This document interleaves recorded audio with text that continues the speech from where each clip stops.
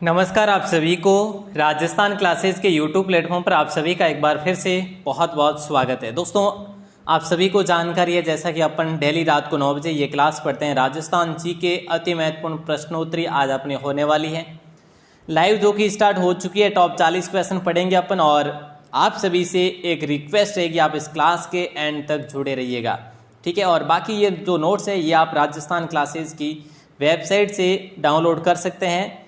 देखिए यहाँ पे वनपाल वन रक्षक का कंप्लीट कोर्स आपके लिए दिया हुआ है। कहाँ पर दिया हुआ है? ये अपनी राजस्थान क्लासेस की वेबसाइट पर दिया हुआ है। आपको गूगल में जाकर राजस्थान क्लासेस लिखना है और वहाँ पर आपको ये जो है एज इट इज जो थंबनेल यहाँ पर आपको दिखाई दे रहा है जो आपकी स्क्रीन पर, वैसा ही कुछ वेबसाइट पर दिखेगा। वहाँ से आपको PDF फॉर्मेट में कंप्लीट कोर्स जो कि दोस्तों अवेलेबल करवा रखा है, तो अभी से जुटे रहिएगा।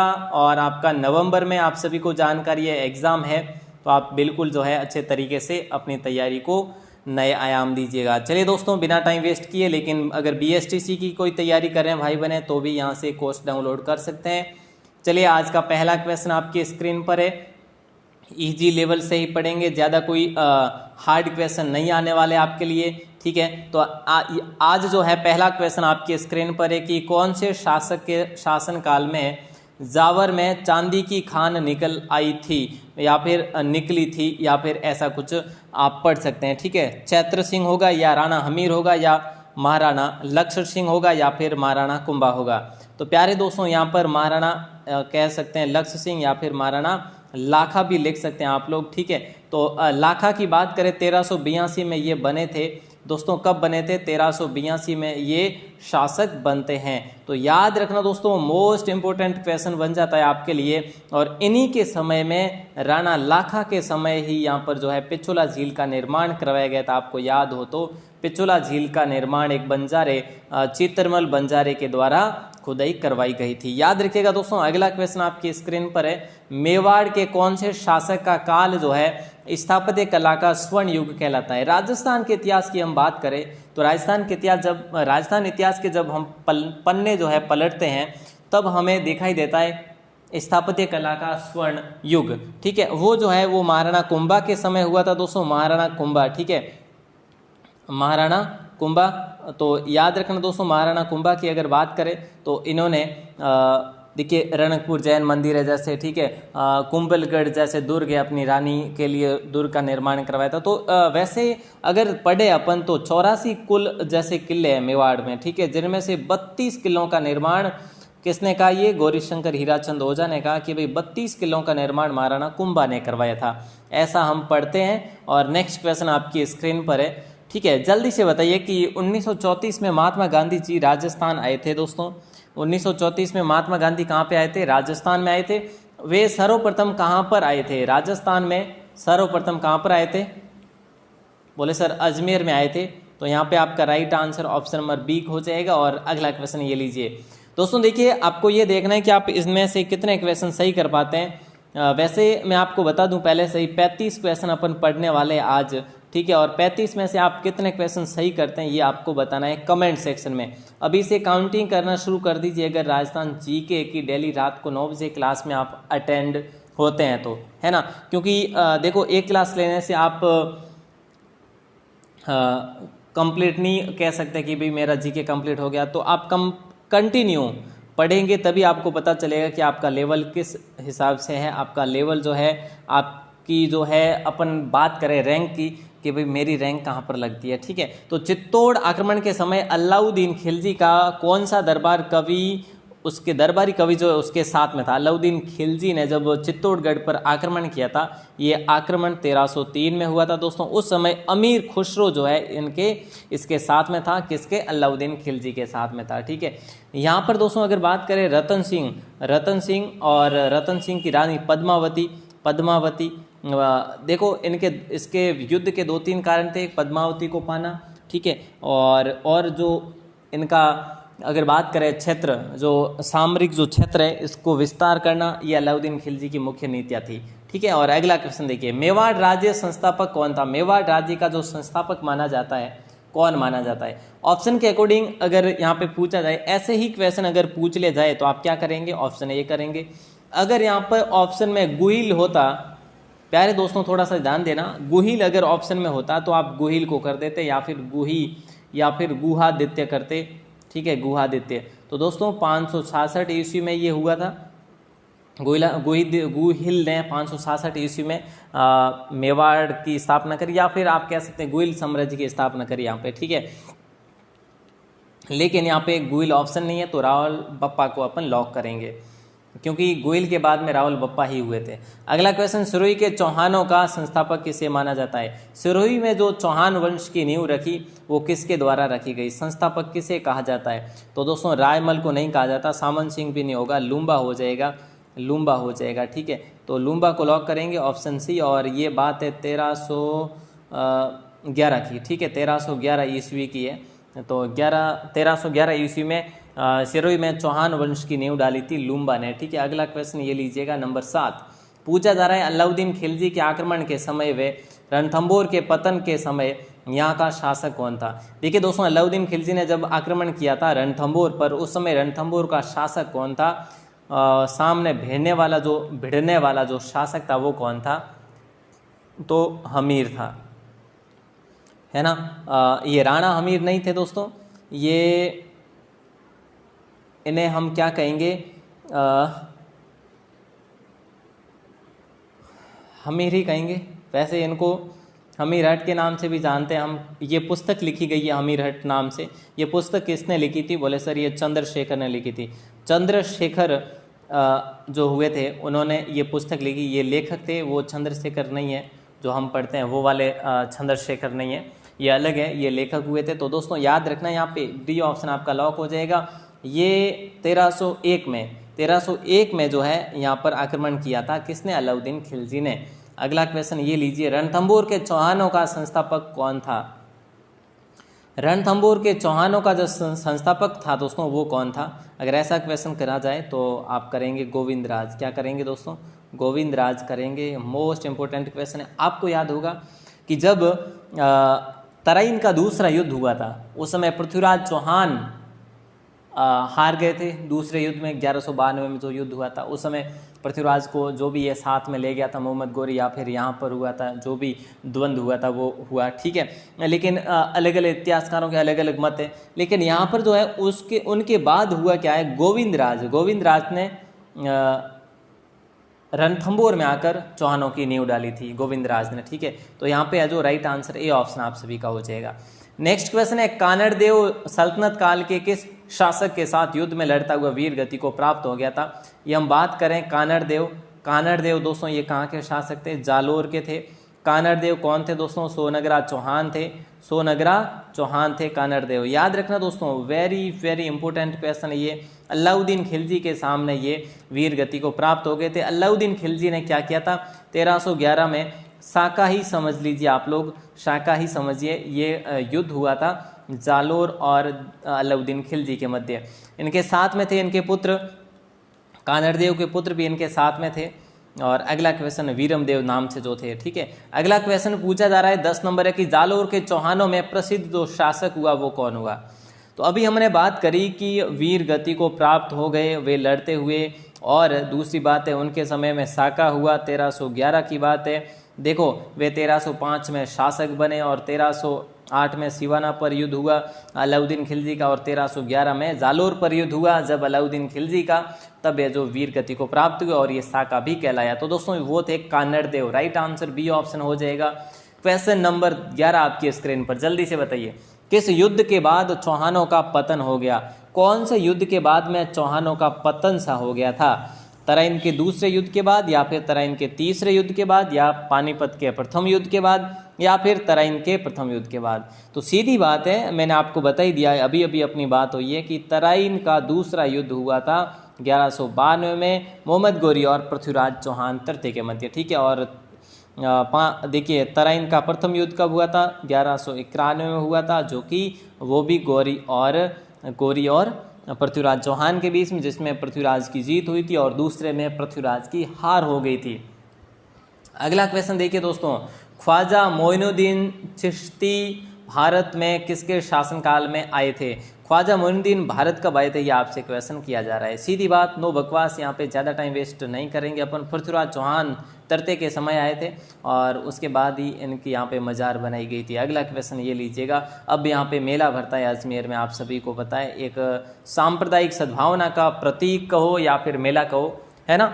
चलिए नंबर 13 क्वेश्चन, राजकवि सोमदेव किसके दरबारी कवि थे? इन्होंने क्या लिखा था? इन्होंने लिखा था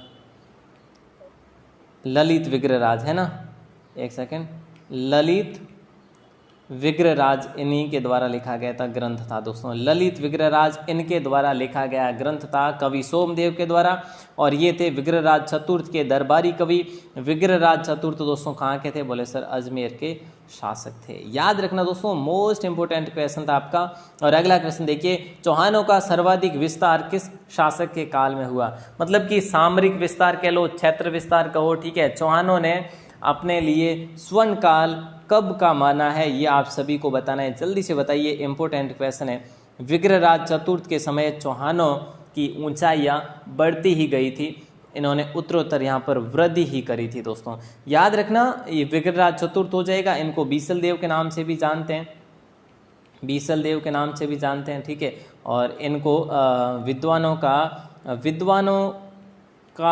भी कहते हैं वैसे, ठीक है। कविराज कहते हैं इनको, कविराज, याद रखना कविराज, ठीक है। अगला क्वेश्चन है, सांबर के चौहानों का संस्थापक जो है वो कौन है? सांबर के चौहानों का संस्थापक कौन है दोस्तों? और इनको वैसे वासुदेव हम कहेंगे, सी ऑप्शन लॉक हो जाएगा। लेकिन इनको अगर बात करें, इनको आदि पुरुष भी कहते हैं। आपसे कई बार एग्जाम में सवाल पूछा जाता है कि चौहानों के आदि पुरुष जो है ये किन्हें कहा जाता है, तो वासुदेव ही करेंगे आप लोग, ठीक है। तो यहाँ पर भी आपका लॉक हो जाएगा ऑप्शन सी। और नेक्स्ट क्वेश्चन आपकी स्क्रीन पर है, कौन से शासक ने 5 वेधशालाओं का निर्माण करवाया था? कौन से शासक ने 5 वेधशालाओं का निर्माण करवाया था? मानसिंह, भारमल, सवाई जयसिंह या मिर्जा राजा जयसिंह? 5 वेधशालाओं का निर्माण देखिए, वाराणसी, उज्जैन, जयपुर, दिल्ली, है ना। तो यहाँ पे जो सवाई जयसिंह हो जाएगा आपका right answer. Option number C के साथ जाएंगे, वाराणसी, उज्जैन, जयपुर, दिल्ली और मथुरा में इसका निर्माण करवाया। 5 वेधशालाओं का निर्माण करवाया गया। अगला क्वेश्चन है, जयपुर की स्थापना कब की गई? नंबर 17 क्वेश्चन पूछा जा रहा है, जयपुर नगर की स्थापना कब की गई थी? देखिए, सवाई जयसिंह ने करी थी, आप सभी को बताए। आप सबको ये भी पता होगा 1727 में करी थी। तो 18 नवंबर 1727 हो जाएगा आप सभी का लॉक, ए ऑप्शन, ठीक है। और पंडित विद्याधर जो थे वे कौन थे? वे यहाँ पे आर्टिस्ट कह लो आप, है ना। तो अगला क्वेश्चन आपकी स्क्रीन पर नंबर 18 पूछा जा रहा है, किस मुगल शासक ने राजस्थान में जजिया कर हटा दिया था? वे कौन से मुगल शासक हुए जिन्होंने राजस्थान से जजिया कर हटा दिया था? तो दोस्तों, शाहजहां थे या अलाउद्दीन खिलजी थे? देखो, मुगल शासक पूछा है तो अलाउद्दीन खिलजी तो होंगे ही नहीं, सीधी बात है। औरंगजेब भी नहीं होंगे, लेकिन अभी भी कंफ्यूजन है, ए में होगा या बी होगा। लेकिन दोस्तों याद रहे, आपका राइट आंसर डी ऑप्शन होगा। यहाँ पर कंफ्यूजन तो बिल्कुल चलेगा ही नहीं, है ना। अगला क्वेश्चन आपकी स्क्रीन पर नंबर 19, जल्दी से जवाब दीजिएगा। बिहारी सतसई की रचना किस शासक के शासनकाल में हुई थी? बिहारी सतसई की रचना जो है कौन से शासक के शासनकाल में हुई थी? देखिए, बिहारी सतसई लिखा किसने था? बोले सर बिहारी मल ने लिखा था, बिहारी मल ने लिखा था। ये जो थे ये मिर्ज़ा राजा जयसिंह के समय थे, और मिर्ज़ा राजा जयसिंह के समय बिहारी सतसई लिखी थी। और कहा जाता है जब बिहारी सतसई ये लिख रहे थे, हर एक दोहे पर मिर्ज़ा राजा जयसिंह इनको एक माला दिया करते थे, ठीक है। अगला क्वेश्चन आपकी स्क्रीन पर है नंबर 20 कि पुरंदर की संधि शिवाजी व औरंगजेब के मध्य मिर्जा राजा जयसिंह के प्रयासों से कब हुई? पुरंदर की संधि जो है शिवाजी और औरंगजेब के मध्य हुई थी। किसके प्रयासों से हुई?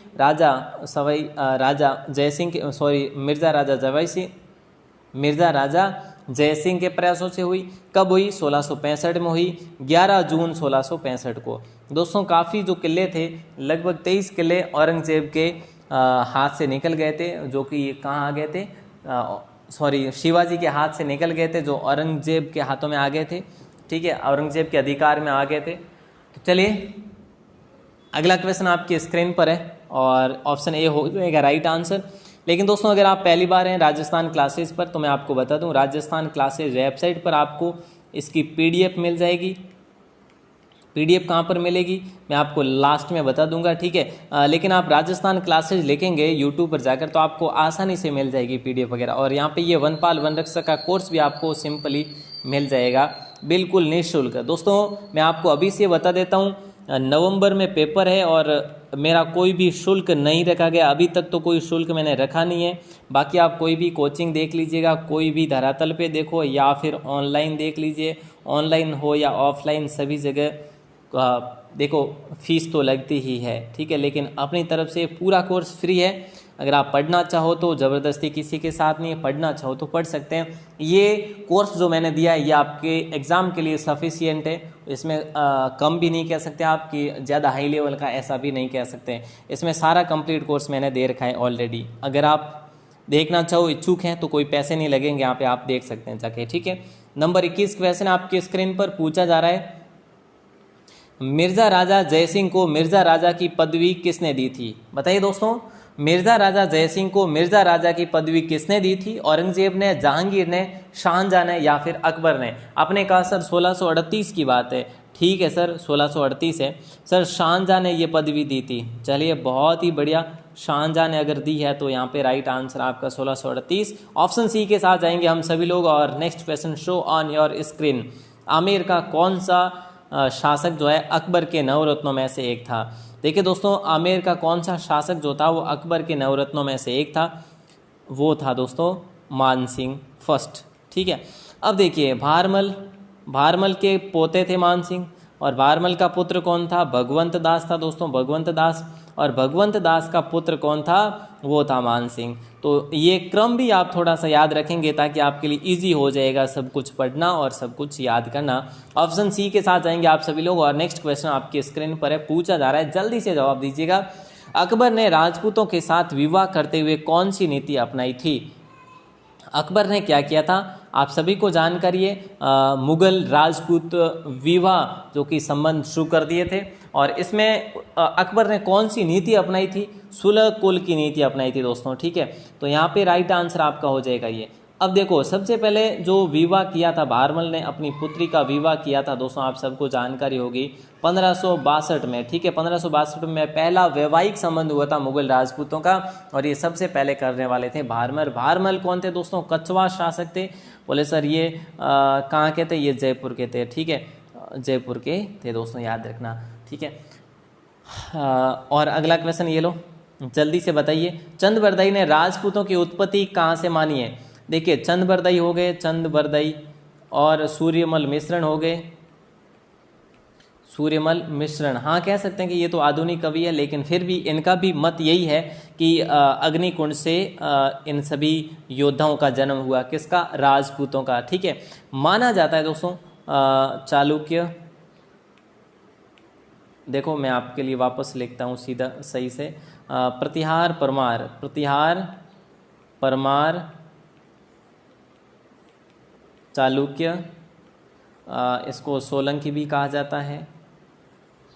एक और कौन सा है जल्दी बताओ, आपको ही बताना। इन 4 योद्धाओं का जन्म मैं आपके लिए छोड़ रहा हूँ, ठीक है, जल्दी बताना। अगर नहीं पता है तो कमेंट सेक्शन में ध्यान दीजिएगा। देखो मैं कई बार बता चुका हूँ, है ना, कई बार बता चुका हूँ कि ये जो है 4 योद्धाओं को मुनि वशिष्ठ के द्वारा अपने अग्निकुंड से उत्पन्न किए थे, ऐसा कहा जाता है वैसे। लेकिन वैज्ञानिक जो विज्ञान की दृष्टि से हम इसको नहीं मान सकते सत्य, बट उस समय ऐसा कवियों ने, लेखकों ने ऐसा लिखा है, ठीक है। वेरी गुड, बिल्कुल जो चौहान लिख रहे हैं बिल्कुल सही है। देखो चालुक्य, चौहान और प्रतिहार परमार, ठीक है, याद रखना, बहुत बढ़िया। नेक्स्ट क्वेश्चन है, प्राचीन भारत का स्वर्ण युग कहलाता है। प्राचीन भारत का स्वर्ण युग किसका काल कहलाता है दोस्तों? तो सीधी बात है, गुप्त काल कहलाता है। वैसे बी ऑप्शन आपका लॉक हो जाएगा। निम्न देखिए, किस नगर को प्राचीन काल में अहिछत्रपुर के नाम से जाना जाता था? अहिछत्रपुर के नाम से जाना जाता था दोस्तों। जालोर को तो जाबालीपुर के नाम से जाना जाता था। मारवाड़ को मरु प्रदेश,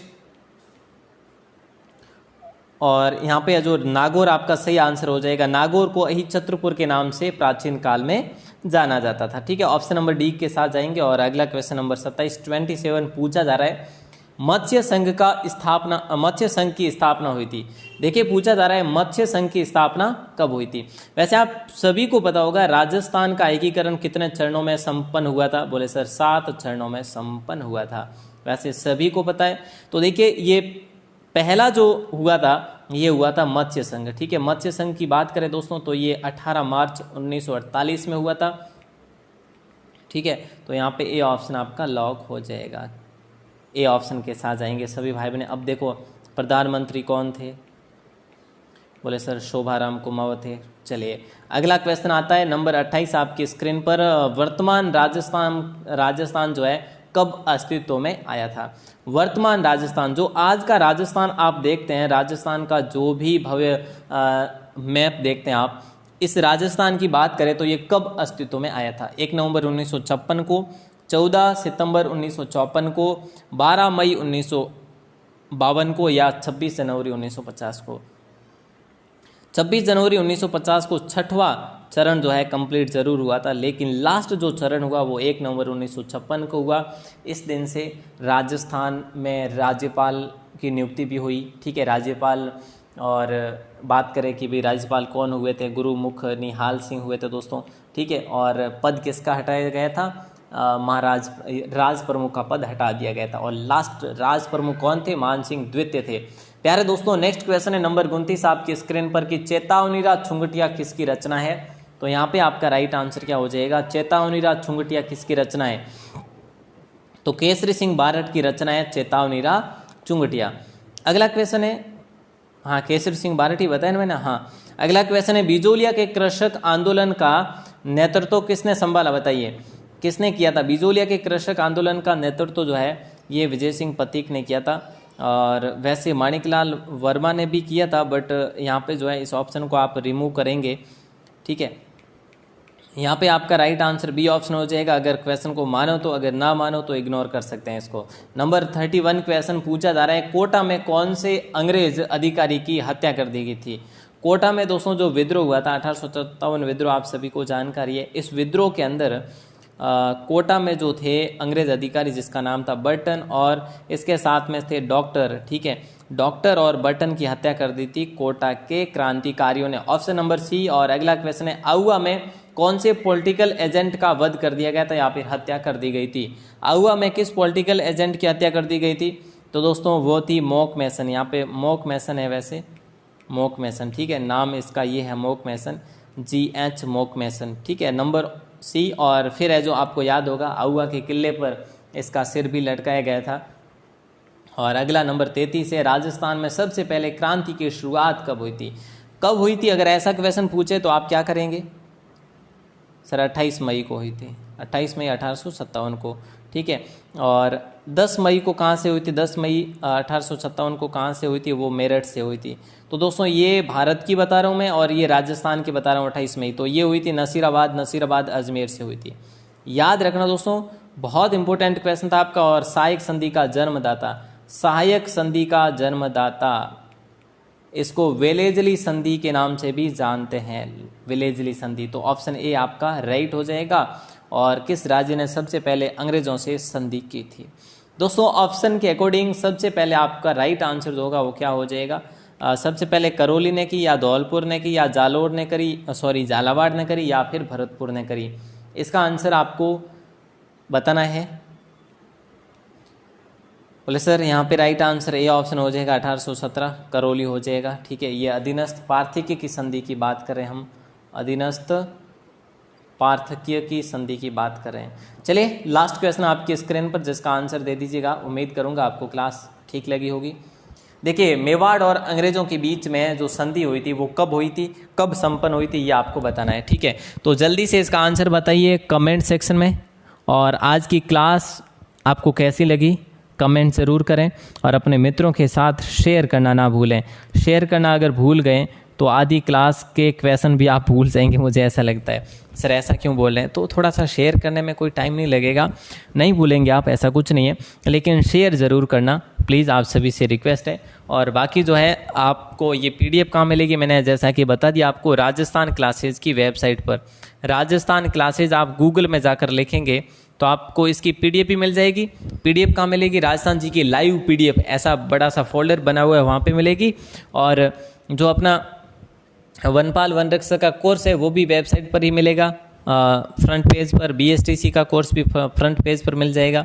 तो चलिए, अगर आप पहली बार हैं चैनल पर तो चैनल को सब्सक्राइब ज़रूर करिएगा। आप सभी का दिल से बहुत बहुत शुक्रिया। जय हिंद, वंदे मातरम।